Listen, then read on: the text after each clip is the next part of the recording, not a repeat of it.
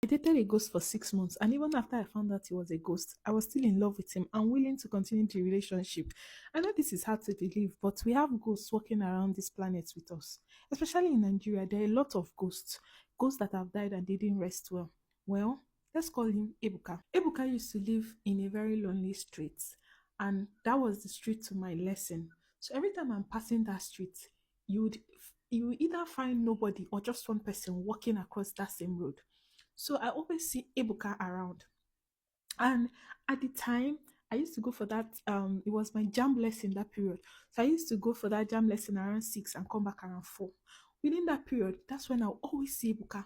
Ebuka will be the first to say hi to me. Ebuka will be the last to say bye to me when I'm going back home.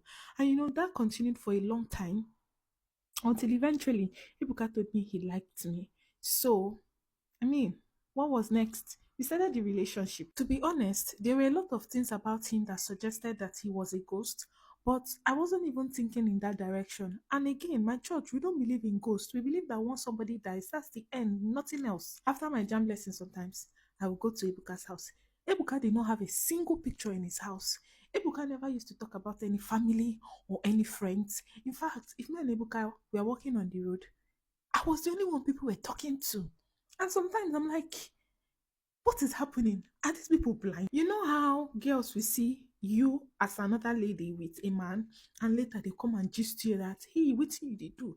And that was like the age I was in. I was still in secondary school. Sometimes my neighbor will be on the road walking, and I will see some of my classmates. None of them will look me in a suspicious manner. Nobody will come and say, Precious, what do they do with man? I used to even fear let my parents not see me with a man. He would always tell me, Don't worry, don't worry, don't worry, don't worry, nothing is happening, nothing is happening. Ebuka looked like someone in his early 30s then. I know, sounds like child abuse, but he looked like someone in his early 30s then. Ebuka never kissed me for one day. Ebuka never hugged me for one day. He would tell me that he does not want to take advantage of me, that he's waiting for me to clock 18 because I was around 17 and few months then. He never did any of that with me because he said he was waiting for me to clock 18. I never knew that he had reasons why he wasn't doing this. Ebuka did not used to snap any picture with me. And it's not like I had like a big phone. I was using a Nokia C3. That was like the phone raining that time, and my elder sister got it for me.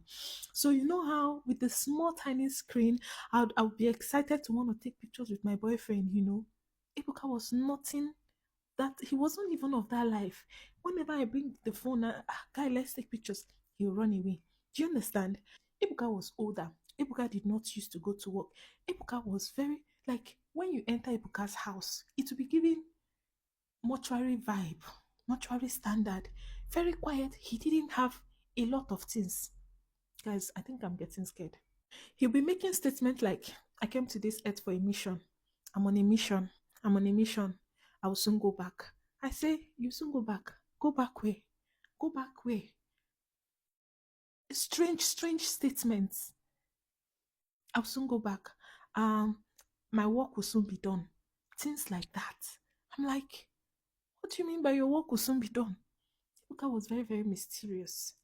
One very good afternoon, I was in front of Ebuka's house on my way to the jam lesson. And guess who I saw coming back from work? My mother. I saw my mom approaching. I could not even hide. Like, this was my mom, this was me. Immediately, I said, Good afternoon, ma. I just knew I was going to die. My mom was like, What are you doing here? I said, I'm going to jam lesson. Then why are you standing at a spot? Because I was talking to Ebuka in front of his house on that lonely road. I said, Hey, I'm going now, I'm going now. She said, Okay. So I'm like, Okay, this is weird. My mom did not shout at me. I'm like, Okay, maybe when I get home, I was already prepared for what will happen. She's going to tell my dad he was going to kill me. So I could not concentrate all through that lesson. When I got home, my mom did not say anything. I even had to now meet her. Mommy, hope you're not angry. Oh, I can explain. Oh, he's just my friend.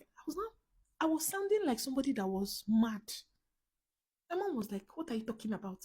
I said, Yes, now when you saw me on the road with that brother that was talking to, he's just my friend, oh, nothing, oh. This one you're not talking about it, oh. Hope you don't have it at the back.